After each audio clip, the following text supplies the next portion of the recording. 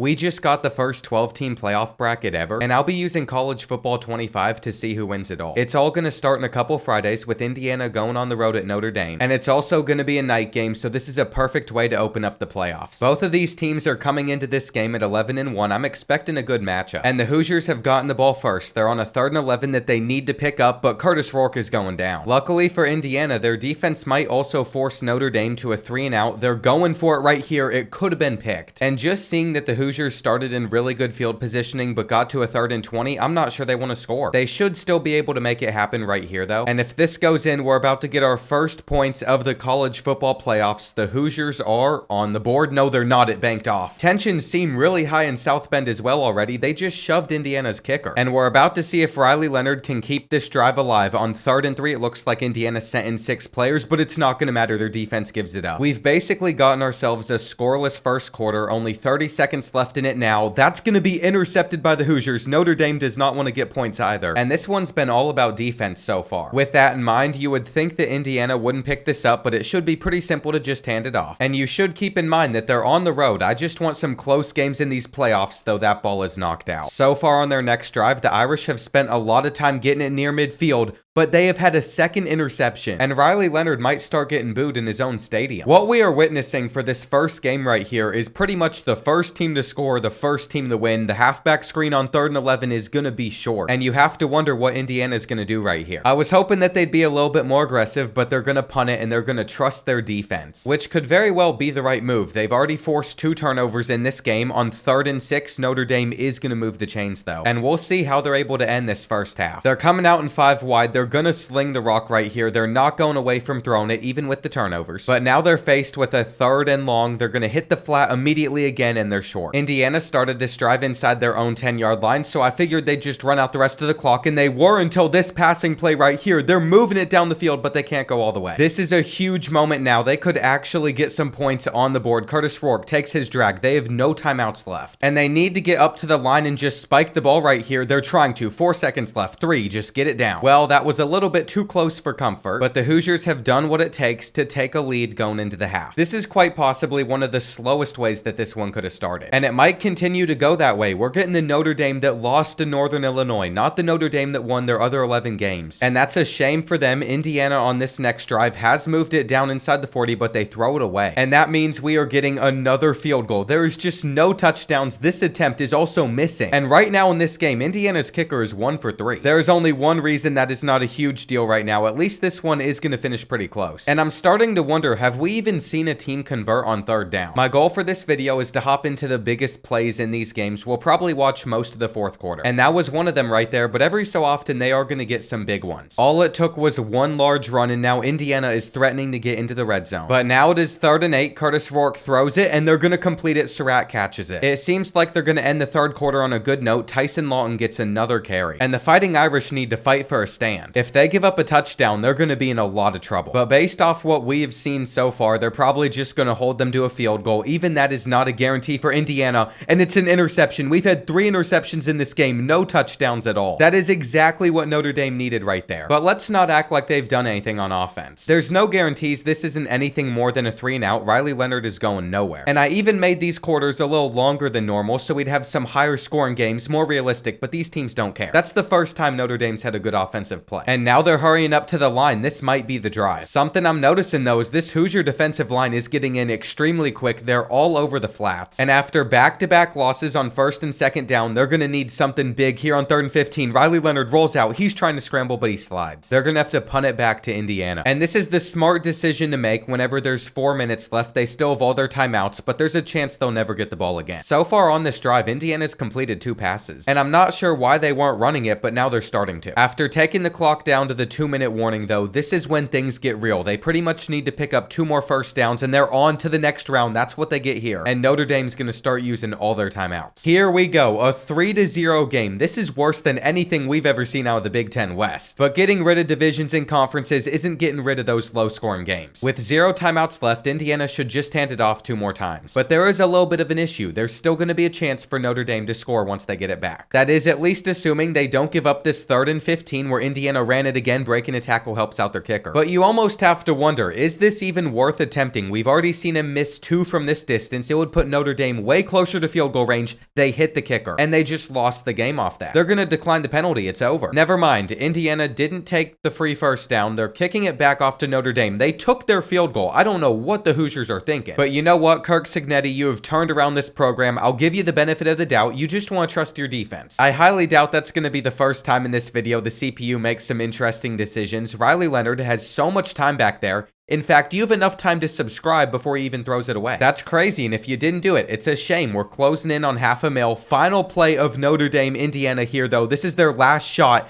and Riley Leonard, you got to at least throw the ball up or something. What a terrible game from him. Just a terrible game all around on offense. And I'm not even surprised that Jalen Walker won player of the game for the interception. From an offensive perspective, I just want Notre Dame fans to know how sad this performance really was. And just taking a look at the possession time, Indiana almost had double the possession time in Notre Dame. They pretty much controlled this entire game, especially with the turnovers. I think we're all hoping that's not how the first game of the playoffs goes, but now they're going to play Georgia in the quarterfinals. And the second game in the playoffs is going to be SMU going on the road at Penn State. This one's going to be a noon kickoff, and pretty much all these games have a chance at getting snow. But that's not happening right here. SMU has gotten the ball first. On 3rd and 1, Jennings is going to just hand it off, and they're moving the chains. Could we see some competent offenses in this game? I sure hope so. And both of these teams put up a lot of points in their conference championship matchups, but SMU is going to be short. I do think Penn State fans are going to be very excited at where their team's currently at, though, because after Drew Aller had a couple big passes, they've gotten inside the red zone, and it looks like they're going to score. I really was impressed with them offensively against Oregon. I just want to see if James Franklin can win a big game. Right here, they have to throw it away, and the SMU defense is going to hold on, at least for now, making sure they only kick 3. Now, college kickers are known for missing, and some of the imperialisms, we have seen them not drill these kicks, but right there, he took care of business. Kevin Jennings was also starting to take care of business, but a holding penalty has made it 2nd and 20. It's still going to be a 3rd and long, and we'll see if they are able to do anything right here. I mean, they've immediately gotten pressure, and he can barely escape, so they have no choice but to punt it. I know it's just the first quarter, but this one could be pretty low scoring like the last one. They're not going to put a hand on that punt, and it's going to be a 3rd and 3 to start the second. Penn State looks like they're going to be throwing the ball here unless Drew Aller takes it up the middle with a run. No, he is slinging it, and they are short. That was a good catch from Tyler Warren. It just wasn't enough. On 3rd and 11, Kevin Jennings had some receivers that weren't even showing up with buttons, so that's that home field advantage kicking in. You could see the question marks on the screen. I'm assuming that affects the CPU, but Penn State gives it back to SMU so quickly, and they have it on a 3rd and 7 where Kevin Jennings looks and he gets him past midfield. There is a problem though. His receivers keep dropping the ball like they did against Clemson, putting them on a 3rd and 10. He said, I'm gonna use my legs instead, and I'm not sure if they're gonna kick it here or go for it. This is a long field goal attempt. It's a 56-yarder. That's the same distance that made them lose the ACC championship, but they drill it, and SMU's right back in this game. Just off the way this one opened up, I wasn't so sure how it would go, but what we've missed out on is a 62-yard touchdown pass from Drew Aller to Harrison Wallace III, and I knew a big touchdown like that would happen every so often. I just wanted to see the first touchdown of the video. SMU could get one though to end the first half, and they still have a minute left on the clock to tie it up. Again, Penn State scored while it was Super Salmon, and there will be no missing plays like that in the 4th quarter with the game on the line, but we did early on. It looks like SMU though is going to respond. I mean, they're moving it pretty well through the air, and they still have another 45 seconds. This is more of what I was hoping for. Teams actually putting up a good fight. That's a touchdown. Penn State couldn't stop them, and SMU is saying it is their time to shine. Interestingly enough though, the Nittany Lions are not taking this to the half, and they almost threw an interception. They're trying to get into field goal range, get a little bit of an advantage. I can't blame them. Every point's gonna matter, but now that it's 3rd and 10, they have to be able to pick this up, and they can't. That's pretty much gonna do it for the first half. It is 10-10, and looking at these stats, we've had way better games from both offenses. Penn State's also started this 3rd quarter moving the ball super well, so we're gonna check in on them. That's another huge play, and the SMU defense is gonna have to hold play action. Drew Aller over the middle into the SMU defender's hands. They get the interception. You can see right now that this entire playoff is not going to be short of turnovers, but the Mustangs are going to have to do what they did to end that first half, and right here, spreading out the defense, they're able to complete it to midfield. As this drive continues, it's looking like the road team could win a second time, but Penn State was all all over that. It's now 3rd and 12. It was a halfback screen, but they tried to throw it deep. If that was on target, it would have been an amazing play. Instead, though, they're just going to take the field goal. And we've already seen one underdog win in this. We might be seeing a second one as they get the stop. We have now made it to a huge quarter, though. It's the 4th quarter. SMU's on a 3rd down. And pretty much everything that we've seen so far could go out the window because either team could win this game still. As long as you get to the 4th quarter and it's close, you have that chance. Drew Aller literally has almost unlimited time. He's still going down. And SMU just got them to a 3rd and 18. Elijah Roberts came off that edge, after he fought for like 5 seconds. Let's not act like he got there quick. And they're almost in a position where they just have to avoid taking the safety, though Nick Singleton is getting a little bit loose right here. That alone could make a difference depending on where they get this punt. It's going to be behind midfield. And keep in mind, there's only 4.5 minutes left. Indiana started running down the clock then. On 2nd and 8, SMU is lined up to throw the ball. That is exactly what they've done, but they're not getting much. And here we go. Stadium Pulse, toughness rank number 2. This place is so loud, but they still can't prevent the catch. That is really going to hurt Penn State, but there's still 3 minutes. They still have all 3 of their timeouts. They have a couple chances to get them off the field. But in order to do so, you have to stop Rashard Smith. Keep in mind, the winner of this game goes on to play Boise State in the next round. Look at that speed. These refs spotted the ball to 2nd and inches as well, which is just going to hurt Penn State. SMU gets another 1st down, and they are 1 more away from winning this thing. We'll see what they do with these 3 runs. First one gets them about 7, 8, 9 yards. They're at the 2, and they don't need a touchdown right here, but they might just get one anyway. Nope, they're short. Now, there is an injury timeout, but it's still using Penn State's last one, and that means best case scenario, they could get this ball back with a stop with like maybe 20 seconds left, but it won't matter. SMU has scored another touchdown. They are doubling the score, and Alabama fans aren't going to want to hear this, but they're proving why they got the playoff spot over the Crimson Tide. They force another interception. This is the game that Drew Aller could not have, and I can't believe that Penn State didn't win this one. Kevin Jennings took care of business, though. He did everything that he needed to, and most of the time you can see which team won just off of the team stats.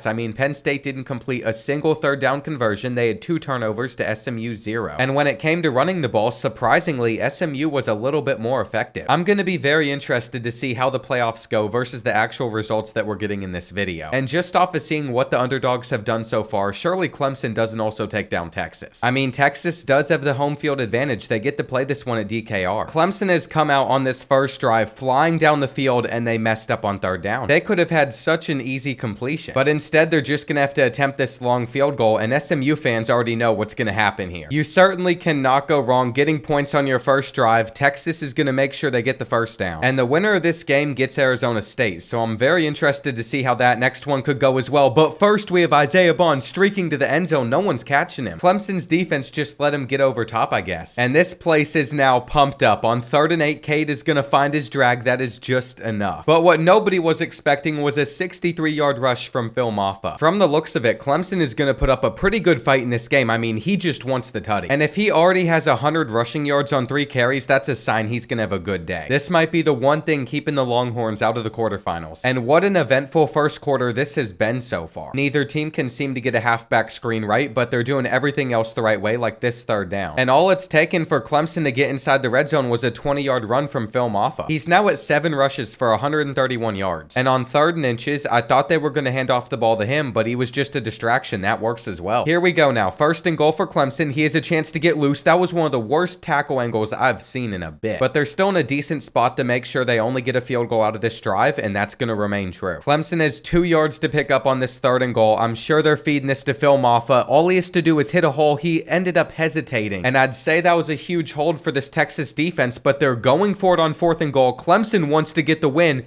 and I don't think they got that. Normally, we'd end up simming some clips from here on out, but they're literally on like the half-yard line. We have to see what happens here. That's a great run. Jaden Blue got the Longhorns out of danger zone, though on this 3rd and 6, they're also going to have to catch this. They do. And from that point forward, this drive's gone pretty well. As much as I love y'all, and I'm sure you all enjoy watching me, I don't think you all want to hear me talk for 3 hours, so we can't watch everything. That interception right there, though, is a huge deal for Clemson, because we just saw Texas worked all the way down the field, and they were able to clutch up just like the Longhorns defense did whenever they were scoring. Now Texas gets the interception. What is going on here? You know what? We'll see everything to end this first half. And with a minute on the clock, a chance to put his team out in front, Quinn is going to find Isaiah Bond. Now it's 1st and goal. Again, he's getting some pretty clean pockets. I shouldn't have jinxed it. So if you're a Texas fan, I apologize for the announcer's jinx. And it's a shame this has turned into a 3rd and goal from the 18-yard line. They went from making it seem like they were going to take a lead to just having a shot to tie it up. And here we go. Burt Auburn's going to get a clean look at it, and that is straight down the middle. There's no guarantees it's going to be tied at the half, though. And that's because on this drive, Clemson's already completed a 12-yard pass. They almost had that. But they're much better off just having that hospital ball dropped, and now they're getting closer to midfield. They still have one timeout left. I mean, they've played a very good game so far against the Longhorns. And for a 3-loss team going on the road, I am sure they can be satisfied with this. We'll see if Cade Klubnik can do anything. But knowing that they burned their final timeout already, they're going to have to get out of bounds with a pass, and that's exactly what they do. Antonio Williams said, "We're going up by a field goal to end this first half," and that is definitely going in, I think. Though this kick might have doinked off of the post, it did. Clemson did get their points, though. Texas starting with the ball in the second half. Quinn is still standing. I mean, that is a great fight. But there's multiple problems at the moment. One of them is Clemson has driven it down the field again. And the second issue is they're the only team that has any sacks in this game. They have 3 to Texas's 0. Now they're at the 5. And I think we can assume they should get in from here, which is what happens. Texas is actually down by 2 possessions in the third quarter. And if the Longhorns want to stay in this game, that makes this drive more important than ever. It is 3rd and 4, and Quinn should have enough time to get this one out. He's able to find Matthew Golden, which is exactly what they needed right there. But look at that blocking. I mean, Jaden Blue did not stand a chance. Both of these kids got in. And there is no reason Clemson should be winning the battles in the trenches on both sides of the ball in this game. As long as Texas doesn't take a sack right here, though, they can get it back within a possession. They're going for the touchdown. Matthew Golden gets it. And that's exactly what the Longhorns needed in this spot. The real question's going to be, can they get them off the field on this 3rd and 6? They are not able to. Burning Stool catches it. But it doesn't matter if to start this 4th quarter, they're on a 3rd and 9, and that is where they're going to beat the press. Texas gives up another touchdown. They're making Clemson look like it's 2018. And with a bad kick return, this drive is starting on their own 15, though Isaiah Bond wants it. There is just 6 minutes left on the clock, so they are going to have to go for something like this right here. They have thrown it up, and guess who it is on the receiving end of it? It's Isaiah Bond. What did I say? This kid wants to get them on to the next round more than anybody else. And just seeing the difference between this and the Indiana-Notre Dame game is astonishing. Either way, though, we have had some entertaining ones. On this 3rd and 5, Texas cannot get them off the field. With 4.5 minutes left, there's less and less time for them to get a stop. But getting a sack right there is a massive deal. I'm pretty sure that's the first one of the game for the Longhorns. They could have picked that. And it all comes down to this, 3rd and long. Cade Klubnik is going to try to run for it. There's no way he makes it. Which means after a touchback, Texas is going to get this ball at the 20-yard line. It's Isaiah Bond.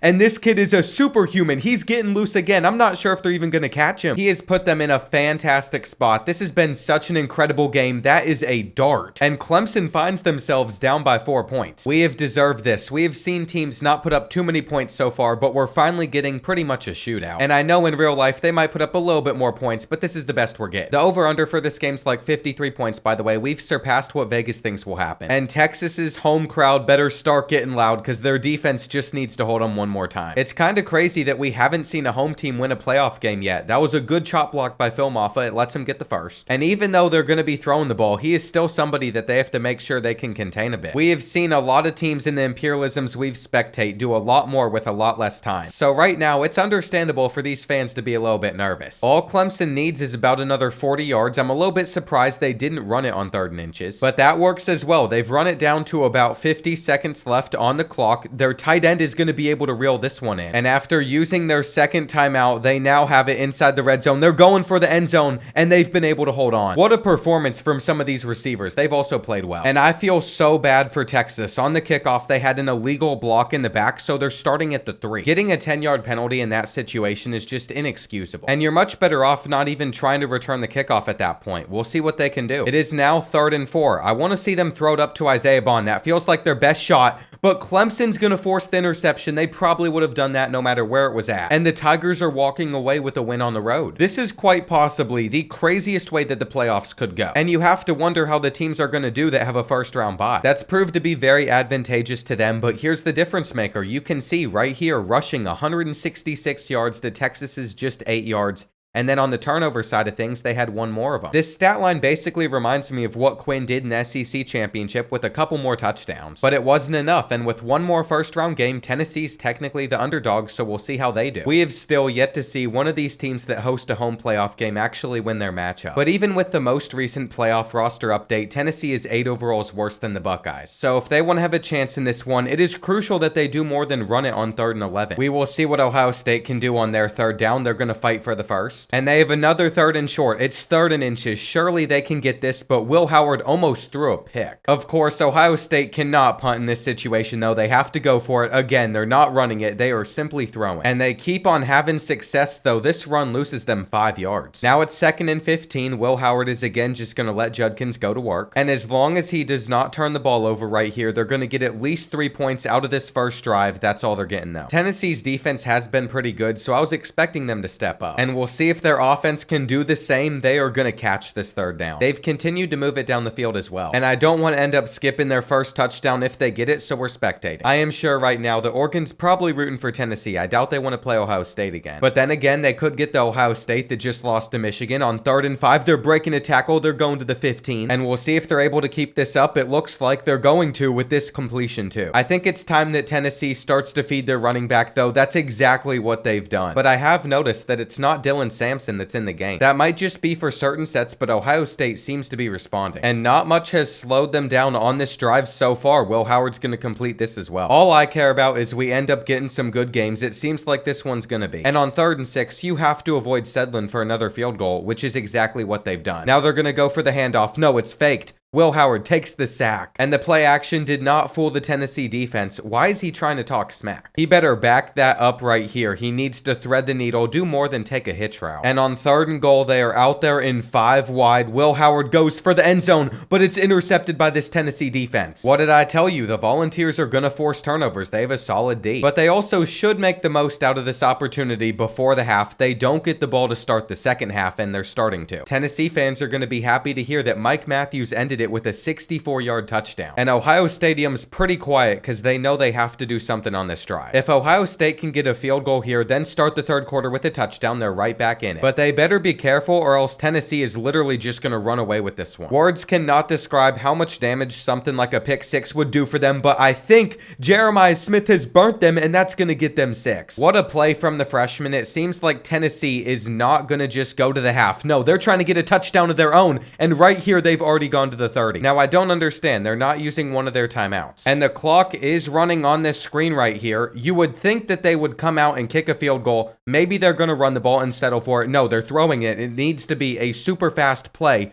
And Nico has just given up their chance to get points. Wait, he almost made it. That was a super weird decision from the Volunteers. It could have been 17-10. But either way, they technically did play a better first half. One thing I will say is both of these teams are having a ton of explosive plays. And they've been really good about avoiding 3rd down situations for us to spectate. Right here, though, didn't get much. But they are in a pretty good spot. Now they're handing it off to Judkins, and he breaks one. They are still left with needing 7 more yards, though. Will Howard facing the pressure. That could have been picked. The Tennessee player didn't grab it, though. Instead, Ohio State hits their 3. And this is ridiculous. Just like the Buckeyes, Tennessee's flown down the field. I've been so conditioned to seeing a lot of 3rd downs in all these games we've watched so far. Play action is going to give Nico time to find somebody at the 10. And right now, Tennessee is still looking pretty solid. It really does all come down to, though, how they finish off this drive. I mean, Dylan Sampson's fighting. And what they're wanting Dylan to do right here is just put it in. No hesitation at all. He is going to do it. That's the type of burst that you want to see right there. And I can't believe it. We have missed out on another super long passing touchdown.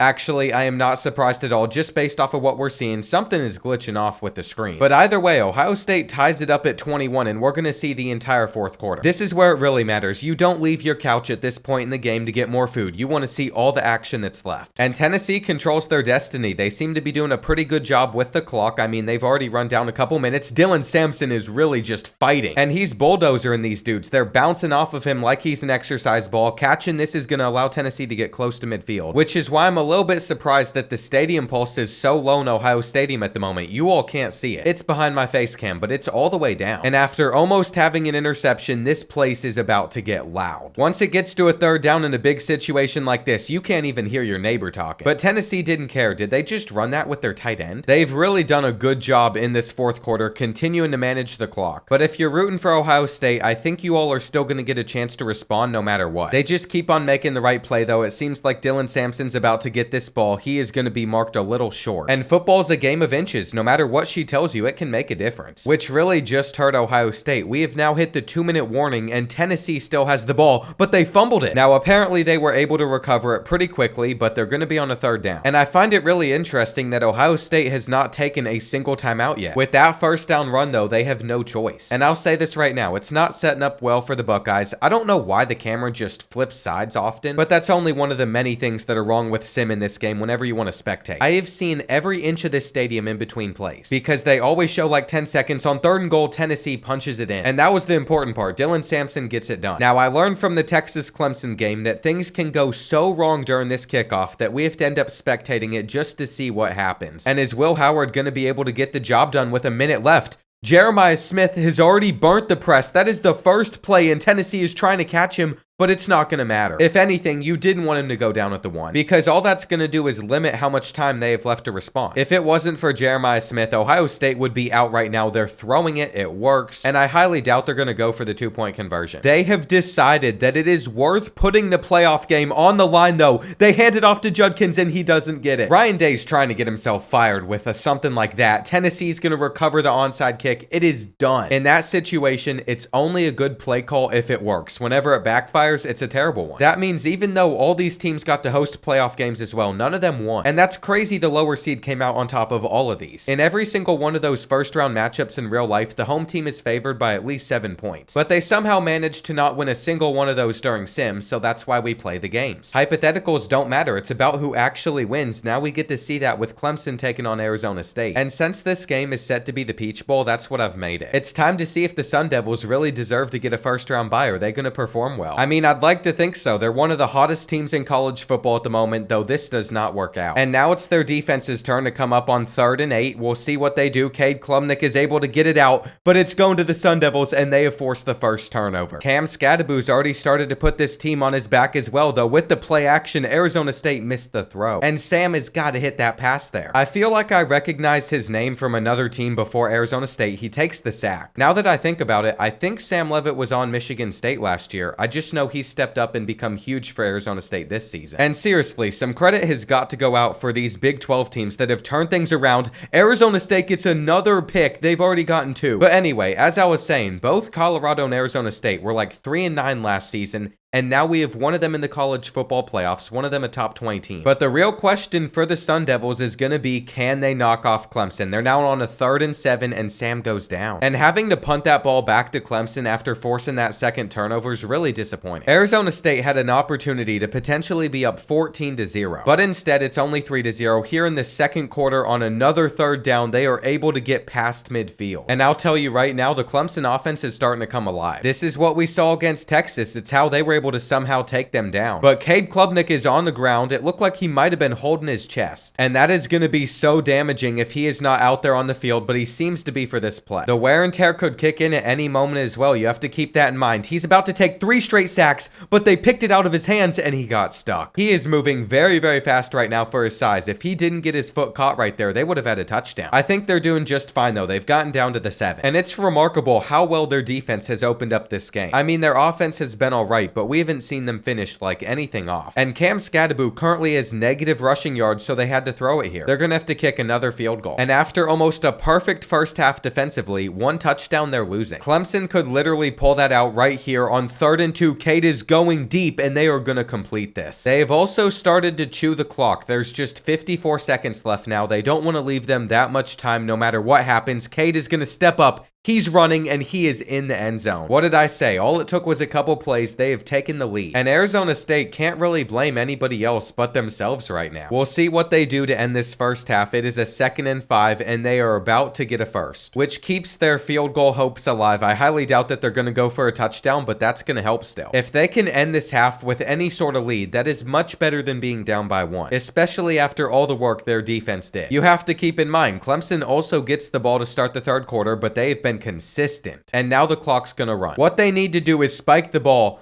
But instead, they're going up and snapping another play. It's the same thing as Tennessee. They wanted a touchdown. They've gotten a little bit lucky, though. The clock stopped at 1 second, so they are able to hit this field goal. And after 30 minutes of football, we have a game that is just at 7-9. There were 3 turnovers from Clemson, but they're not out of it. Negative 15 rushing yards from Arizona State so far is just disgusting. Cade has enough time to try and scramble for the first down. That is what he has done. And Clemson feels like they're in full control of this game, even if they're losing. The only thing that could really hurt them right now is having another turnover, but that would be 4. And we haven't seen that from any team so far. I guess they could make it happen. I mean, that was a tight throw for a short gain. It is now 3rd and 5, and Cade is going to try and run. He was stopped short that time, though. Arizona State adjusted. And that's got to be a key moment in this game since they're only going to be up by 1. Now, I have no option but to stay spectating the rest of the game. They have left me in here because of a glitch, and I can't back out. EA wants us to see every last play in this game. Right here, though, Sam's looking lost. Someone needs to find that man a map. I'm not sure what he's been doing in this game, but he's taking sack after sack. We're pretty close to the 4th quarter at this point as well. Clemson won't have many more drives, so the amount of time that they take in between plays is something to keep an eye on. Cade has a clean pocket, but there's no quarterback spy. I thought we learned about this. Kenny Dillingham, their head coach, had the fix to stop that, and then they just stopped putting him out there. You gotta have a spy out there on 3rd and long. Phil Maffa is going to make it so there's no 3rd down on this play. And we are now headed into the 4th quarter of this quarterfinal matchup. Arizona State's rushing total continues to go down, but their defense can still force a big turnover here. We need to see it. I mean, right now, if this holds, the higher seed is going to win the 5th of the 5 games that we've spectated. And that touchdown doesn't make it look any better for Arizona State. He's pointing at him. Arizona State better not take that disrespect lightly. They are already throwing for 20, 30 yards. And Sam Leavitt has had enough. We'll see if Cam Scadaboo can get it going. Here on 2nd and 7, he is not going to get the handoff, though. They have to keep on mixing in the run. And that's what opens up that passing play, but it was kind of a hospital ball. It is now 3rd and 7. The Sun Devils cannot afford to mess this up. They are able to convert. And we'll see what they can do with this jet touch pass. It's going nowhere. Here on 2nd and 12, Cam Scadaboo is going to get this carry. He still has not gone for much. And you have to wonder if the same thing's going to happen to Ashton Genty whenever we watch that game. Here on 3rd and 9, Sam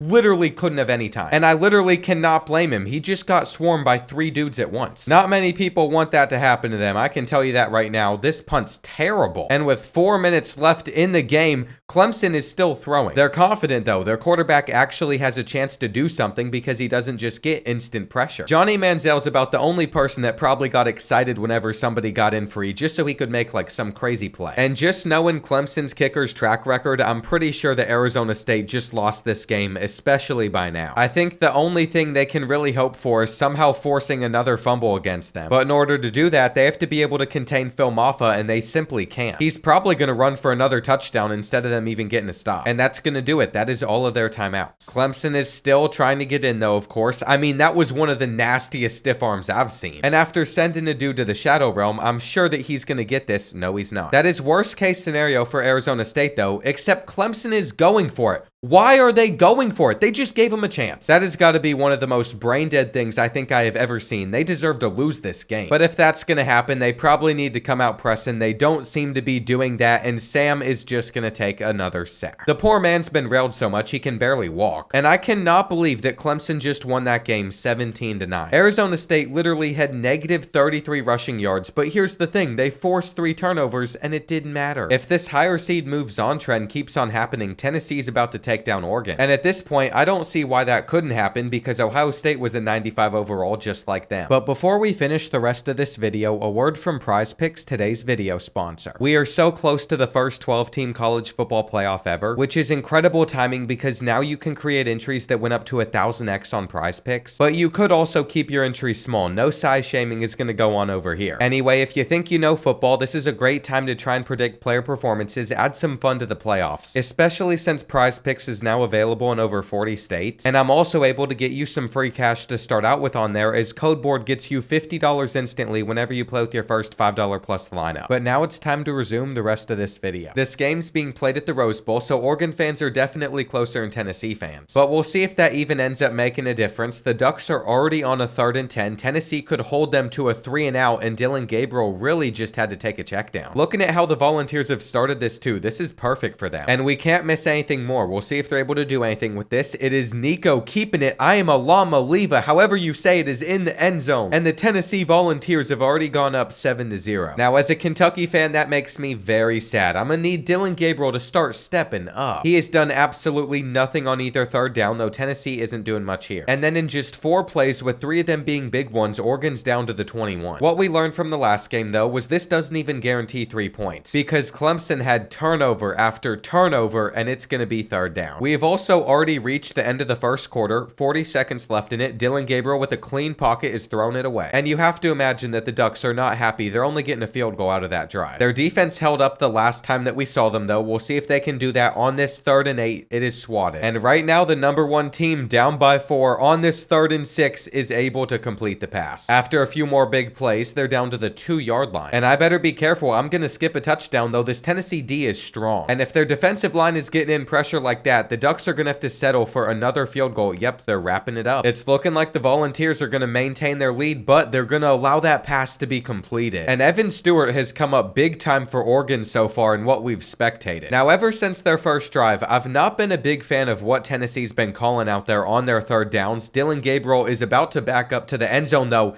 and he throws a pick 6 to Tennessee. There's their good defense I was talking about. They literally just got more points out of it. And they might do the same thing on this third down. He is rolling out as a lefty. That play rolled exactly where he needed to go, but he didn't throw it to Jordan James. He didn't scramble. Instead, they gave it back to Tennessee, who's moving. And from what we've seen so far, maybe Oregon just wants to lose this game. At least they were able to knock the ball loose. Now Nico, throwing it on the run, completes it to the 3. And there's really nothing that you can do about that. Dylan Sampson goes to the 1, but he fumbled it away. But it doesn't even matter. Tennessee recovered. The ref said he was already down. That's how they have it on the 1-yard line, which is gonna let them get another tutty. I'm telling you right now, Tennessee's looking like the scariest team. But all it took for Oregon to flip this game on its head was a 75-yard touchdown. They literally just got a gift before halftime. First play they sim, it goes well for them. And that's why we're watching this final 30 seconds right here. You really can't count out Tennessee. They're probably going to be able to get at least a field goal. I mean, that was a bit optimistic from their quarterback to try and take on all those guys and truck through a couple of them. But that's the level of confidence that you need in those situations. On 3rd and 1, it is off target. Well, that's going to be the end of the first half. Oregon has the ball to start this third quarter. Tennessee got a rusher in, but he couldn't swat it in time. He put his arms up and he jumped right in front of Dillon Gabriel, but it was just a little bit off. Now they're going to the end zone and Tennessee forces another pick. I don't know what type of read that was. It was not open. And up until a holding penalty, it was looking really good for the Volunteers. We might as well see what happens from this moment.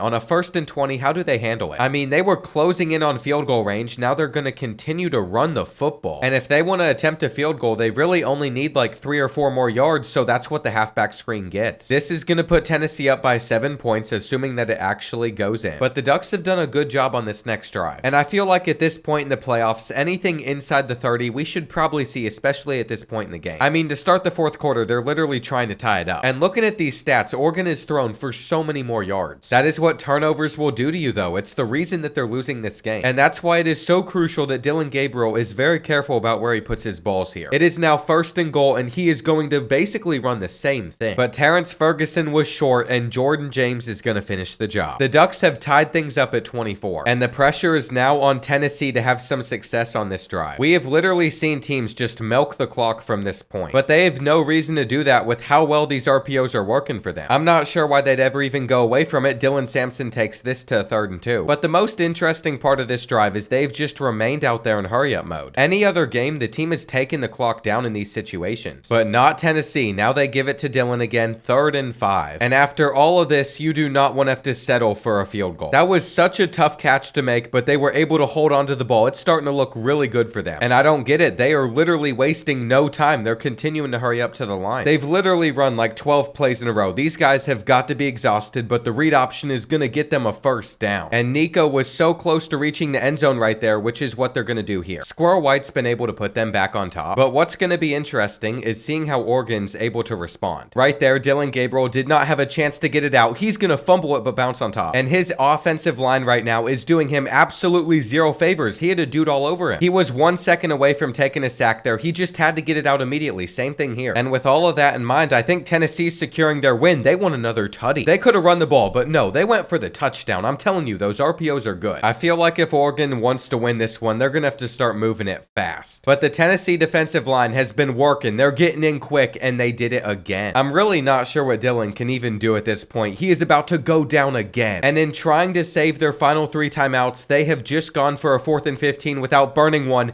and that's swatted. This game is over. I don't care what happens. There's no way that they're going to come back from this point. And Tennessee's ended up being nice by not running up the score. The 9 seed has made it all the way to the semifinals where they take on 12-seeded Clemson. And this is the first time a team with less possession times actually won a game in this video, but again, it all comes back to those turnovers. When I started filming this, I could have never predicted it working out in this way. I am shocked. And since SMU took down Penn State, one of these 2 teams is going to be headed to the semifinals. They'll be playing in the Fiesta Bowl. It should be a good one. And we know that Boise State is going to feed Ashton Jeanty the rock. He is open in the flat and he drops it. That's really not a good start for the Boise State offense, but their defense is also a pretty solid unit and they hit hard. Now, unfortunately, it didn't prevent that first down from happening, but they're trying to get in again and they just don't in time. So they're going to have to figure out a new plan. On 3rd and inches, they just let him fight for it. Rashard Smith is literally running all over this defense. And at the moment, it looks like SMU is going to end this first quarter with a touchdown. He just made that look way too easy. But all it took was another drive for Boise State to start moving it. Ashton Jeanty's also broken off some big runs. This could be a battle. And 6 carries deep, he's already got 53 yards, though that's the backup. One thing about SMU is their defensive line does not get enough credit. And after Boise State just refused to pass the ball, it's going to be 7-3. We'll see what Kevin Jennings can do right here. On 3rd and 6, he has a clean pocket, but he just missed. And it turns out Boise State can throw the football. 3 straight passes from Maddox Madsen, all for 20 yards or more, have put them in a pretty good spot. I think he was out of bounds. And there was a ref standing right there, but he's given him a touchdown. I'm not quite sure what I was seeing, but his feet never left the end zone. No illegal man downfield. And SMU's going to have to figure out how to respond back. It's going to be about a 3rd and 6. But just in case they don't pick this up, I think they ran a little bit more time off the clock, and they're still going to do so. All they need is a field goal to tie things up. Kevin Jennings gets them to the 45. And the Broncos better get some pass rush in right here, or they're going to continue to do the same thing to their defense. They're now inside the red zone. Boise State fans are clapping. I don't get this. And we have seen teams do this before whenever there's a threat of time running out. They're going to go for another play. They wanted the touchdown. But after it gets swatted away, they're going to do the smart thing. They're going to tie things up. Now, unfortunately for Boise State, 2 plays into the 3rd quarter, they gave up a 71-yard passing touchdown. And that's a huge moment for the Mustangs. They're in a pretty good spot. On 3rd and 1, I think we all know where this ball is going, but they put an 8-man box out there. And Ashton was just able to get enough to move the chains. Their strategy of giving him a ton of carries worked during Mountain West play, and it also worked versus Oregon when they only lost by 3 points, but teams have adjusted. SMU gets a stop, and then they're able to break off some big runs. So they're starting to take full control of this game, especially if they can get into the end zone right here. That was a great throw. Kevin Jennings put it exactly where it needed to be. You can't hate on that at all. But after a 40-yard run from Maddox Madsen, Boise State's quarterback, they're in a decent spot until this gets tipped into an interception right there. I'm telling you right now, they're already waving goodbye to the Broncos. It's not looking good. And they're desperately gonna need to get a stop to start this 4th quarter. It is 3rd and 3. Surely they can figure out how to stop the option. That's actually a fumble. It goes out of bounds. If that just stopped a second sooner, Boise State is in a much better spot. Now they're getting it at the 30. That's way different. And they just lost like 40 yards by not getting to that ball quick enough. The higher seed is definitely on pace to win again in this video though. And this is a pretty big 3rd and 8. There's only about 6 minutes left. It looks like Maddox Madsen is going to take matters into his own hands. But he has set them up for a 4th and 1 where Ashton Jeanty is of course going to get it. If Boise State wants to come back from this point though, they're going to need a fast touchdown against SMU. Because before you know it, we're going to be at the 2-minute warning and that's not good. We have yet to see their backup running back do anything positive. On 3rd and 6, Maddox Madsen might just go down. He even fumbled it. And it's 4th and 21. There's the pressure from the SMU defensive line I was talking about. SMU might really be back. They're about to be in the semifinals. We'll see if they give up this 4th and 21. And it really doesn't help that the Broncos literally just threw a check down whenever they needed a lot more, and now they're giving this up. Whether or not SMU even gets in here, this one is pretty much done. That is just the icing on the cake. And it's going to be hard for Boise State to overcome this deficit. I mean, they are moving down the field. They have finally figured out how to do it. But this is definitely way too late. As long as SMU can just recover this onside kick, yeah, they're going to be perfectly fine. And the Mustangs are headed to the semifinals. What a game from Kevin Jennings. He played super well. And this is crazy, but going into the semifinals, we could potentially have all 4 of the highest seeds. As I'm filming this, as far as anybody's concerned, Carson Beck is going to be ruled out for the rest of the season, at the very least, at least like a month. So Gunnar Stockton will be out there starting for the Bulldogs, but Georgia's rated as a 96 overall. If they can win this game with a backup, which I think they can just based off the rest of their roster, they'll lock up that final semifinal spot. On 3rd and 10, Gunnar Stockton just missed. But let's give credit to Indiana too. Their coverage looked pretty good. The last time that we saw this team play though, they managed to only put up 6 points. Now they're taking a deep shot into double coverage. And not only did that not work, but Georgia's had back-to-back pretty good plays. I mean, Gunnar Stockton didn't seem to be too bad against Texas. He had that one super electrifying drive whenever he opened up the half. Now he's completing this pass and Indiana is going to almost give up a touchdown. It is very early on, but this is also not how they wanted to start. And we'll see if Georgia can punch it in. They're trying on the ground and they're finally going to get it. They just had to be persistent in order to get the first touchdown. And our last 2 games have not been as close once we've gotten to the end, so I need them to pick it up. Even if they drop that on 3rd down, I think they're about to get a stop. But we'll see what happens. It is 3rd and 14. Gunnar Stockton has all the time in the world, and he might take a safety if he does not get this ball out where it is caught, and now they're all the way at midfield. I know that Indiana's defensive line is better than that, and they're fortunate. They have a chance to redeem themselves on this 3rd and 7. They've sent 4 this time, but their coverage is not going to stick. It is Oscar Delp with 2 huge plays on this drive. Georgia's already going up 14-0, and this is a pretty crucial 3rd and 10. Curtis Rourke, you have got to do something for your team right here, and it's not happening. The thing is, they simply just have not made the plays on those 3rd downs, but that was something positive for the Hoosiers. They just got a 3rd down stop at least, and on this 3rd and 2, they're going to be short unless they fight for it. That was a great play from Tyson Lawton, but the problem is a couple plays later, they're in another 3rd down situation, and they couldn't block for long enough. I mean, there's a chance nobody was open. And the deeper that we get into this half, the worse it's looking for Indiana. I mean, unless they force a turnover, they're about to be down by 3 possessions. And this is so weird because their defense played like a perfect game against Notre Dame. They're finally showing up. It really is that offense, though, that's holding them back. On this 3rd and long, they're actually giving it up. They're going to be short of the marker, but they just let Georgia get a field goal. Before this play, it was at least going to be a difficult kick. And this is the exact way that the Hoosiers needed the second half to start. I am telling you right now, if they don't get a touchdown on this drive, they're not going to win this game, but they got to catch that. Georgia's defense is playing so well, though. They're pretty much getting over to everything. At least Indiana was able to pick up the first. Now Curtis Rourke gets them to the 1. And if you're rooting for the Hoosiers, there might still be a little bit of hope. What it's going to take is the defense